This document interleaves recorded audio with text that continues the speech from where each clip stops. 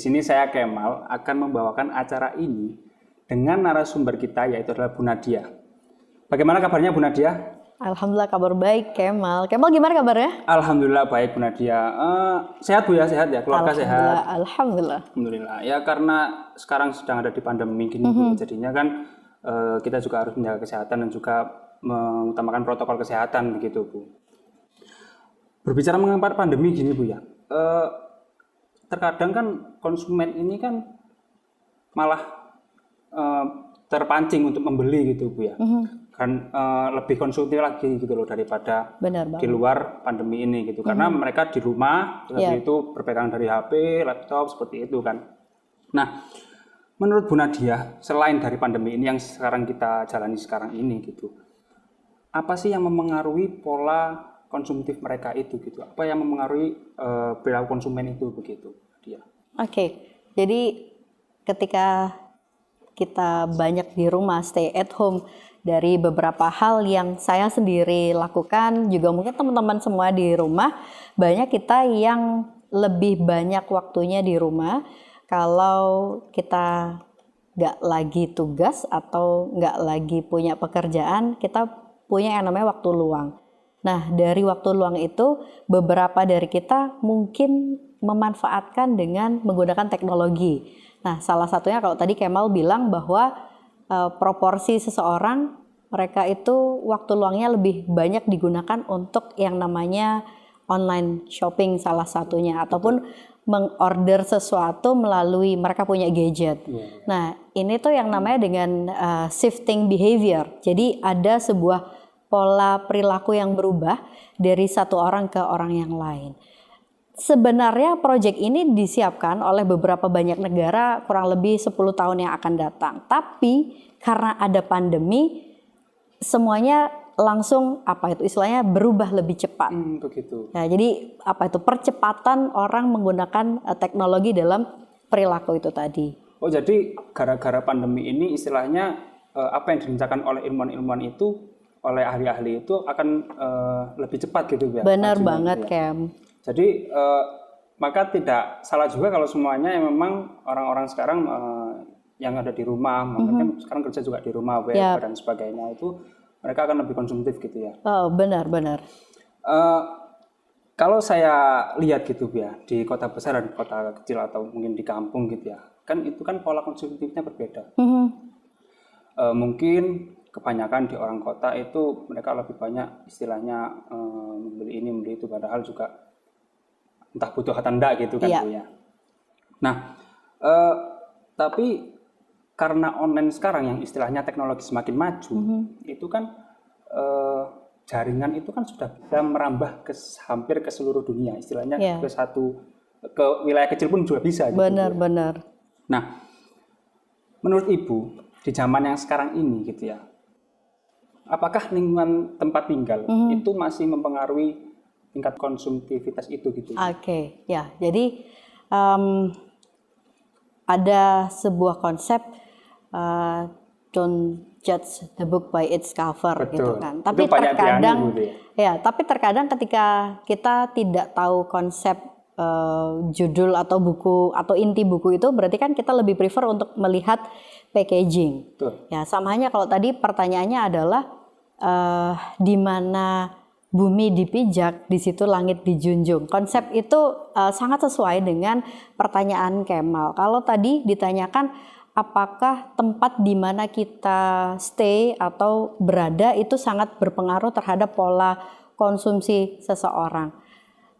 Contohnya ketika Kemal di SMP, SMA atau bahkan sekarang kuliah gitu, di kondisi di Malang ya. Mungkin suatu saat ketika Kemal harus ke ibu kota atau ke daerah atau ke negara lain gitu kan, di mana pola konsumsinya itu akan berubah. Karena apa? Karena konsep demografi seseorang itu juga akan sangat terpengaruh. Kalau tadi Kemal menyatakan sebuah pertanyaan, kalau saya bisa memberikan sebuah konsep, orang melakukan proses pembelian keputusan itu sejatinya mereka dipengaruhi oleh yang namanya faktor demografis.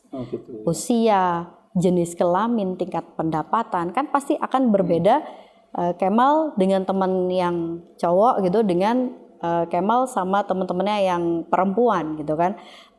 Kemal akan melihat sebuah pola konsumsi yang berbeda. Mungkin di usia belia, remaja dengan orang yang sudah mapan, proses mereka melakukan pembelian itu pola konsumnya juga akan berbeda. Ya, sama seperti saya kan mahasiswa gini Bu. Jadi kan kalau semuanya lihat ada promo gitu, wah langsung tertarik gitu. Ya, benar. Ada promo sedikit, ayolah gas lah gitu. Ya. Kalau tadi Kemal sempat memberitahukan ide bahwa perlu nggak sih kita beli itu. Nah, ketika kita mencoba untuk mengkaitkan sebuah konsep teori kebutuhan, masih ingat mungkin ya Kemal ada teori Maslow, di situ ada physiological needs, kemudian ada safety needs, sampai di paling atas ada aktualisasi diri. Nah, kalau tadi pertanyaannya adalah ketika kita hidup di lokasi yang terpencil atau minim akses, pola konsumsi ketika teman-teman sudah terfasilitasi dengan banyak hal pasti akan berbeda. Apalagi dengan tingkat pendapatan yang semakin meningkat. Ya, idealnya kan ketika sekarang 1 bulan berapa? Oh mungkin 1,5 atau 2 juta gitu kan. Idealnya seperti itu. Tapi ketika pendapatan naik, idealnya kan teman-teman bisa saving. Nah, tapi ternyata ada yang namanya hedonic treadmill. Jadi semakin naik istilahnya pendapatan seseorang, pola konsumsinya akan berubah. Kalau dulu beli tas seharga 200.000 sudah bisa, fungsional bisa. Tapi sekarang ketika pendapatan seseorang naik, gue mau beli seharga 2 juta deh. Betul. Ya, jadi ya dikembalikan lagi. Kira-kira butuh, ya, apakah ini butuh, manfaatnya seperti apa, bagaimana, seperti itu. Karena memang kita sebagai pemasar, tugas kita itu kan menyentil sisi emosional dari konsumen. Dari yang nggak butuh, wah ini gue butuh banget nih. Ya, jadi istilahnya ada beberapa hal yang tugas kita sebagai pemasar, tugas kita sebagai produsen, tugas kita sebagai pemilik usaha, bagaimana kita mau membuat orang itu mau beli produk kita, seperti itu. Tapi sebagai konsumen kita harus ngerti nih, wah ini butuh, ini nggak butuh, ya. Harus tahu invest kapan, harus tahu seperti apa, bagaimana, gitu sih. Berarti memang pemasar ini istilahnya bisa brainwash Bu ya, bisa brainwash sekali gitu. Tugas untuk orang kita utama. Ya, betul sekali itu. Tadi kan kalau online gitu kan sudah merambah gitu banyak sekali Bu ya. Bahkan sekarang ojek pun online gitu loh. Dan yang mau saya garis bawahi di sini adalah pembelian makanan pun bisa online gitu. Ya. Nah, apakah itu menurut Bu Nadia bisa menggeser usaha-usaha yang konvensional Bu? Gimana? Oke. Karena kan kalau semuanya kita bisa doing everything di rumah gitu, kita sudah tinggal pencet ini, pencet itu, keluar sudah tiba-tiba makanan di depan, tinggal kasih tip dan lain sebagainya gitu. Sehingga kalau menurut saya pribadi gitu Bu ya, para usaha-usaha konvensional yang kadang dia tidak mengerti atau istilahnya gaptek di bidang teknologi kan mereka juga tidak bisa mengikuti perkembangan zaman gitu, dan mereka akan stuck di situ gitu. Bagaimana untuk menurut Nadia? Oke, kalau konsep pertanyaan itu mungkin yang lebih sesuai adalah disrupsi. Jadi yang awalnya dulu ada, sekarang tiba-tiba nggak ada. Contoh beberapa pekerjaan adalah kalau kita pergi dari satu daerah ke daerah lain lewat jalan tol. Dulu mungkin 10 tahun, 20 tahun yang lalu masih ada orang istilahnya bayar karcis masuknya. Sekarang orang tinggal tempel, orang mungkin tinggal melewati saja kalau mereka sudah punya yang namanya istilahnya sensor otomatis gitu kan ya. Nah, berarti kan ada sebuah pekerjaan yang dulunya tidak ada menjadi ada sebuah pekerjaan yang dulunya istilahnya berkembang tapi sekarang hilang gitu. Nah, kalau tadi muncul konsepnya adalah warung-warung konvensional ataupun istilahnya tempat yang mereka itu ramai tapi tidak bisa berkembang sesuai dengan teknologi saat ini, apakah memungkinkan mereka akan turun? Ya, hype-nya itu tergantung pada konsep segmentasi pasarnya. Ketika si segmentasi pasar itu menengah ke bawah ataupun menengah ke atas gitu, atau kira-kira dari sisi demografis usianya. Kalau netizen millennials kan rata-rata mereka menggunakan yang namanya gadget ya, atau electronic device itu tadi, atau ponsel lah kita ngomongnya. Nah, tapi untuk beberapa demografi tertentu, usia tertentu, contoh ketika 50 tahun ke atas, orang pergi ke warung rawon atau warung pecel tertentu gitu. Dan kenapa kok bisa rame? Oh, karena itu sudah terkenal gitu. Word of mouth lah istilahnya. Iya, istilahnya poinnya word of mouth. Tapi word of mouth pun ada juga melalui elektronik, namanya electronic word of mouth. Jadi apakah konsep itu akan menurun, dikembalikan lagi kepada siapa demografi pasarnya. Kalau untuk menengah ke atas gitu kan, beberapa mereka memang tidak memerlukan istilahnya iklan besar-besaran, karena konsep memasarkannya lebih ke arah beberapa komunitas. Nah, kalau untuk beberapa yang middle itu memang perlu yang namanya teknologi, perkembangan teknologi, ataupun istilahnya kalau tadi Kemal menginformasikan bahwa yang namanya teknologi informasi itu sangat diperlukan untuk memperluas pangsa bisnisnya. Seperti itu. Oh, jadi tadi bicara iklan juga Bu ya. Iklan ini kan istilahnya adalah makanan sehari-hari untuk marketer Bu ya. Mereka istilahnya marketer ini bisa membrainwash orang itu dengan banyaknya iklan dan promo gitu. Nah, menurut Bu Nadia sebagai marketer gitu Bu ya, sebagai marketer Bu ya, itu seberapa penting gitu perkembangan ini? Karena kan kalau semuanya kita bicara promo pun promo itu banyak gitu. Istilahnya pedagang A dia mengeluarkan promo gini, pedagang B dia melakukan promo gitu. Nah, mungkin Bu Nadia juga bisa memberikan tips itulah istilahnya untuk bagaimana bisa tembus promo ini di masyarakat atau di segmen yang dipasarkan gitu. Jadi sekarang muncul sebuah tren yang namanya pemasaran itu orang lebih percaya pada pihak ketiga. Maksudnya bagaimana? Mereka lebih prefer ke endorser atau mungkin end user yang mempromokan sebuah produk atau jasa tertentu dibandingkan dengan ketika kita punya usaha, kita ngepromoin usaha kita. Ya pastilah kecap nomor 1 gitu. Tapi ketika si produk atau jasa tertentu itu diiklankan sama orang dengan konsep genuine dan dari hati ya kan, karena beberapa ketika kita ngelihat di TikTok ataupun di Instagram atau di laman sosial media, orang yang pekerjaannya itu jadi endorser, mereka hanya buka barang, oh ini enak banget. Istilahnya atau bisa lebih-lebihkan juga nggak sih? Iya, gitu, tapi kan sesuatu yang dari hati itu kan nyampainya ke hati. Betul. Nah, sama halnya dengan konsep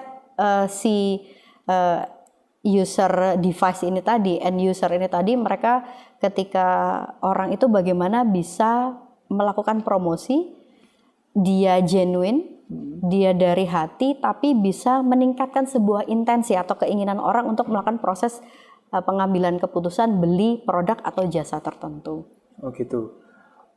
Apa mungkin Bu ya? Istilahnya tadi kan saya juga sempat nyeletuk melebih-lebihkan gitu. Apa ya namanya? Yang pasti kan ketika orang ini percaya gitu ya, percaya dengan apa yang dikatakan oleh influencer atau endorser ini gitu. Terus seketika orang ini akan membeli barang itu gitu kan. Nah, yang pasti pilihannya ada dua, entah dia puas atau dia kecewa dengan barang ini gitu.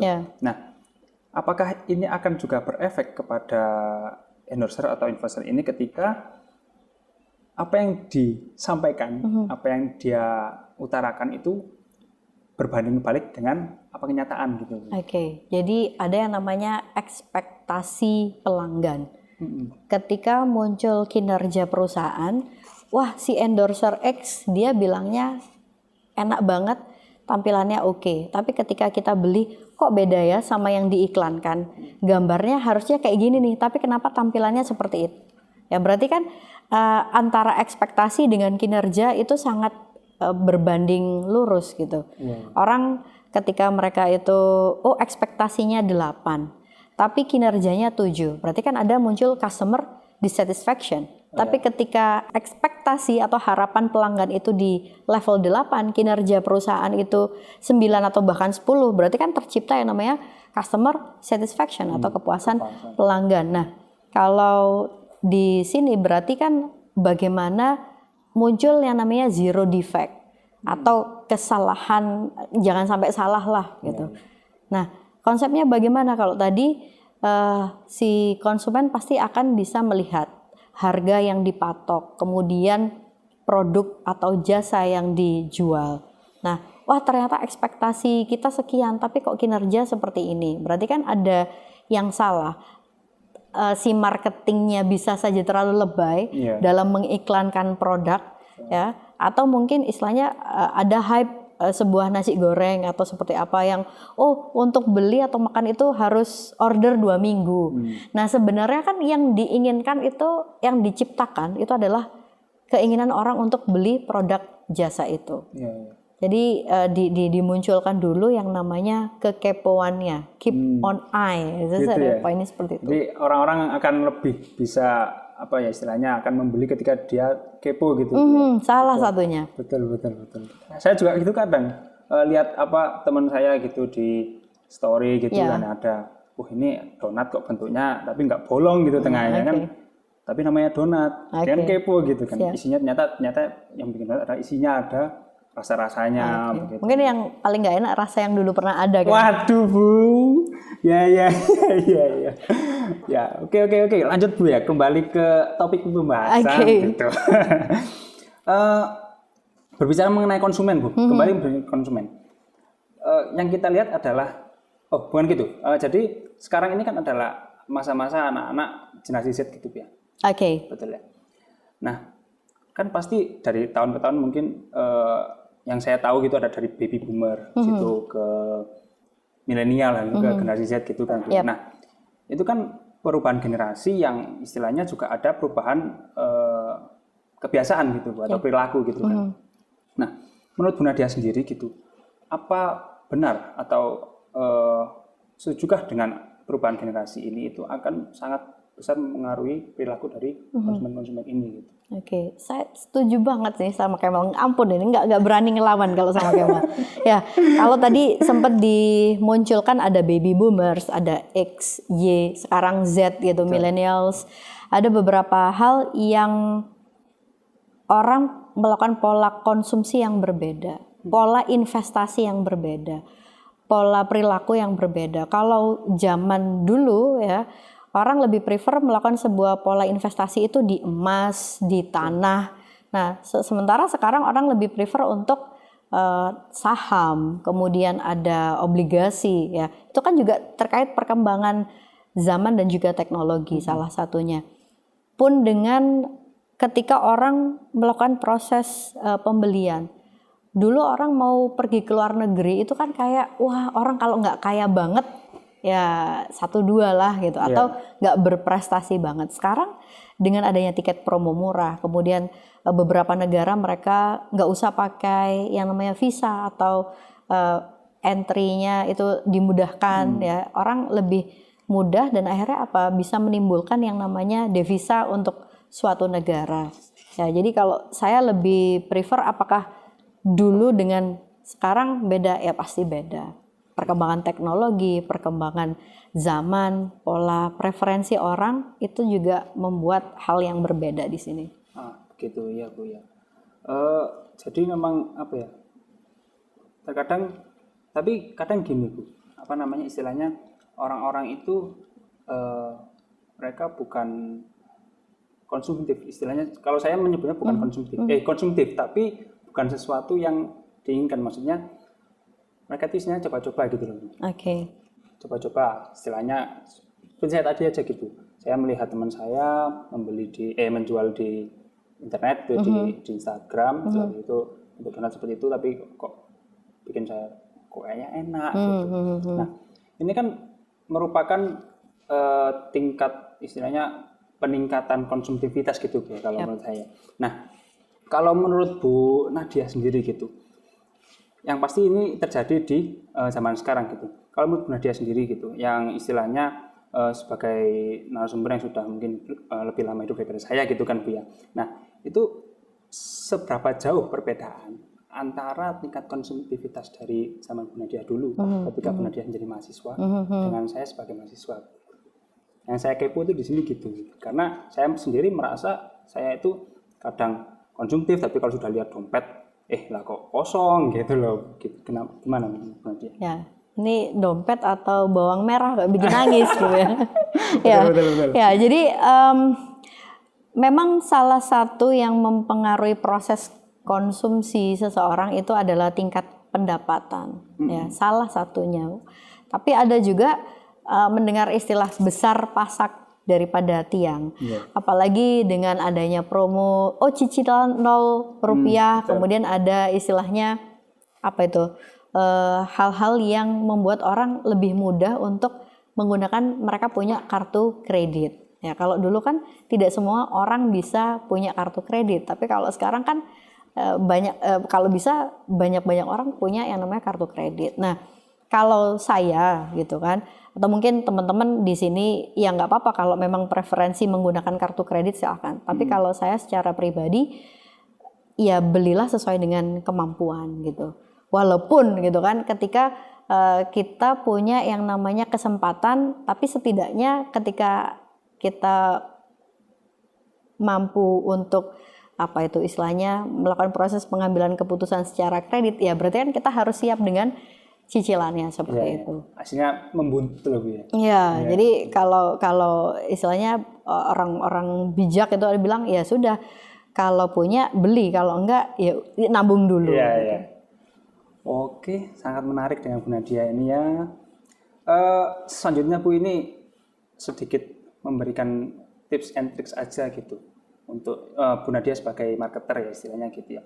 Bagaimana untuk segmenting dan targeting konsumen gitu Bu. Jadi biar nanti teman-teman di sini semua itu bisa ngerti gimana kalau mereka ingin memulai bisnis gitu ya. Jadi bagaimana untuk tepat sasaran ke target, mereka puas dengan apa yang diberikan gitu, dan mereka akan istilahnya membeli ulang produk gitu Bu. Oke, jadi paling simpel menggunakan segmentasi demografis ya. Kira-kira untuk jenis kelamin seperti apa, kemudian tingkat usianya bagaimana. Ada kalau tadi saya sempat bilang pendapatannya seberapa. Kalau masalah middle atau low atau up gitu, teman-teman mau melakukan poin segmentasi pasar untuk pasar sasaran yang mana, targetnya siapa gitu. Untuk yang menengahkah atau menengah ke bawah atau bahkan menengah ke atas. Karena ketika teman-teman sudah oke, saya mau produk ini untuk menengah ke atas, berarti orang menengah ke atas mereka nggak peduli sama yang namanya harga. Yang penting adalah kualitas. Muncul prestis. Bagaimana ketika produk ini dibeli, orang bangga sama produk ini. Berbeda dengan konsep, ini menengah ke bawah, berarti orang sensitivitasnya terhadap harga.